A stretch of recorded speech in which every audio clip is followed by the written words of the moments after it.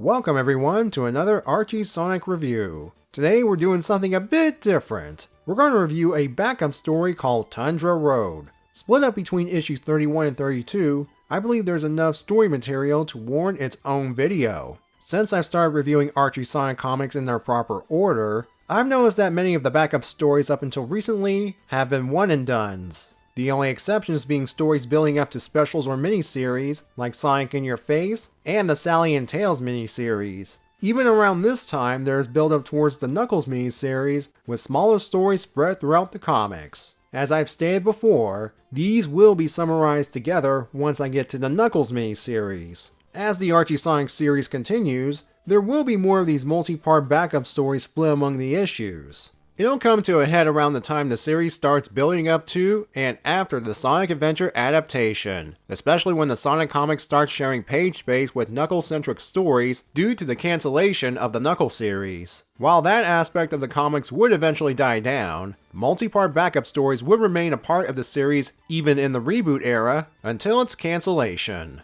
If you have by chance seen my reviews of those later issues, I have reviewed the multi-part backup stories as, well, separate parts, but that was back when the Archie series was releasing new issues. And usually I would give my final thoughts after reviewing part 2 of the multi-part story. For my reviews of issues that have long since been released, there has been at least one occasion that I lumped a multi-part backup story into one for the sake of a review. And that might be the plan going forward. You're probably tired of me rambling, so let's go ahead and start this extra review. Tundra Road begins with Rotor waking up to someone calling his name on a nearby radio. Sonic and Sally check in on him, and Rotor believes he had a nightmare. The radio he has was a gift from his mom, his first piece of electronic equipment that he has kept for years, and supposedly, it shouldn't work. Well, it seems to work now as another transmission comes through, asking for help. Rotor recognizes the voice as his mom's. At the lab, Rotor confirms the signal is coming from the north, and he has to go investigate. Alone. Sorry Sonic, Rotor's the star of this tale. Perhaps you'll visit the Arctic one day, but not today. Rotor takes his bathysphere, which hasn't been seen since the original Sonic miniseries, and upon reaching the north, he swims the rest of the way. There were too many ice chunks to properly navigate through. He finds his walrus herd on some ice, including his mom and little brother Skeeter. However, they appear to be in a trance. From a nearby hidden ice fortress, a voice soon calls them inside. And based on the presence of a SWAT-bot variant, I think we can all guess who it is. Rotor plays along so he can find out what's going on. Within the fortress, Rotor gets confirmation that a certain robot-building dictator is responsible for his herd's current condition. Earlier, Robotnik detonated a neuron bomb, resulting in the walrus herd being brainwashed into his slaves. He plans to have the herd build a giant freezer unit in order to cause a new ice age. And that's his plan B. His original plan was to melt the ice caps to create a water world. But according to him, the budget would have been too high. Probably didn't want to pay Kevin Costner and Dennis Hopper. Come on, that's obviously what they were going for here. Rotor is busted when he fails to give Robotnik an amen, like the rest of the brainwashed herd. As he tries to escape, the ice bot hits him in the head with its club, and he falls into the water. This looks like the end of Rotor, but he's rescued by some familiar faces. Celia and Augustus, two members of the displaced Arctic Mobians from issue 26. Remember, they're not officially the Arctic Freedom Fighters yet, and it is good that they made it home alright. Rotor explains to Celia why he's here, and wants her to gather the rest of her friends to help him save his herd. Unfortunately, it's just her and Augustus. The others live a bit further away, and for some reason, Augustus is acting a little aggressive towards Rotor. Maybe it's due to how the walrus herd is brainwashed, or predatory instinct. I have a third reason, but we'll get into that in a bit. Rotor explaining his need to save his family does calm him down. The three need a way to easily enter Robotnik's base, and they come up with one in the form of a Trojan horse, presented as a gift from the other Arctic locals. The ice bots fall for it. Robotnik realizes it's a trap, just as Rotor, Augustus, and Celia bust out and destroy the ice bots. Before the trio can rig something to blow up the base, Robotnik orders the walrus herd to attack Rotor. Augustus hauls Rotor out of there while Celia starts rigging the place to blow. The polar bear drops Rotor off at the end of an ice peninsula so he can break off the ice mass in 2 places, separating the herd from both Rotor and Robotnik's about to be blown to smithereens base. For now, the herd is safely isolated, but they're still under Robotnik's control. All Rotor can do is toss a transceiver on the herd's eyes to keep track of them, and return to Knothole in hopes to find a way to break the brainwashing. Augustus and Celia will also keep tabs on the herd, and call Rotor if anything changes. And that's how Tundra Road comes to an end. Would you be surprised to know that this story was written by Mike Gallagher? Given the tone, as well as the art style, you'd be forgiven to think Angelo was the writer. Usually Mike's stories are paired with Dave Manick's art for the goofy tone.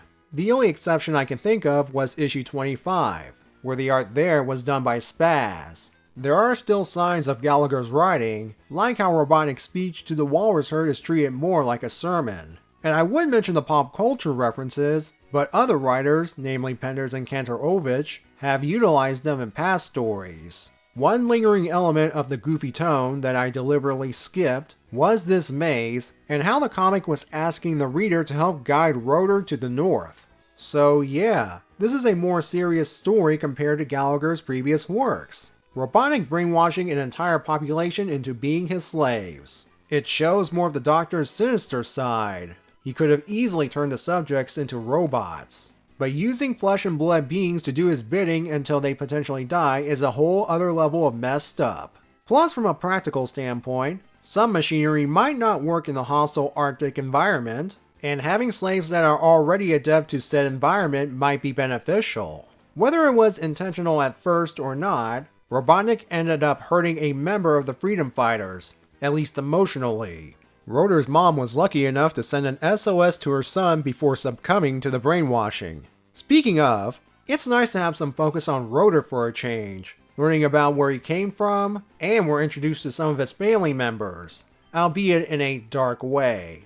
As you know, I'm always a fan of world building. If you're wondering where Rotor's father is, long story short, he died during Robotnik's takeover while Rotor's family was staying in Mobotropolis. I mean, how else would Rotor hook up with the rest of the Freedom Fighters? I'm also a fan of continuity, as once again, Gallagher utilizes elements introduced by other writers. In this case, a couple of the Arctic Mobians from the Angelo penned issue 26 story, way past cool. That may explain Augustus's weird behavior towards Rotor, since the two met previously, and they were pretty much nice to each other, as far as I can tell. What is notable is that this is the first time Celia speaks, and given her attire, of course she would have a French accent.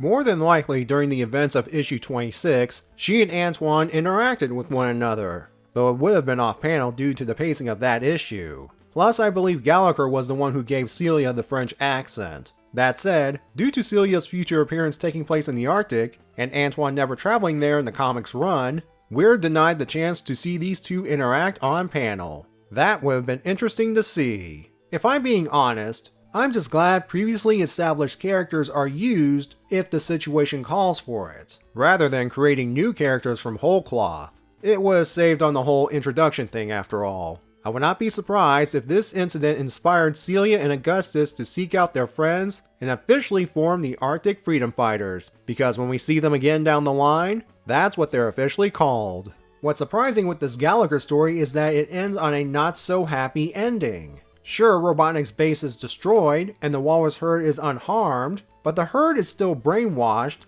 and Rotor for the time being has to say goodbye to his family. The good news is, the series will revisit this plot thread, and even better, I've already reviewed its conclusion. So go check it out if you haven't already. Sonic even gets to participate this time around.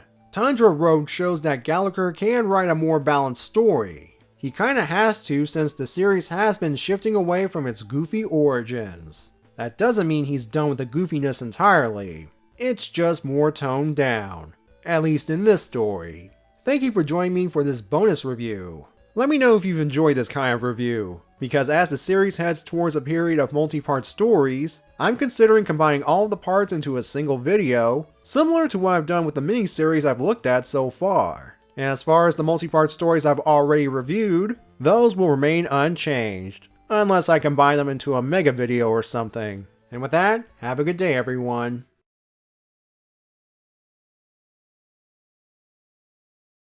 Too bad we don't see the SWAT-bot variant again.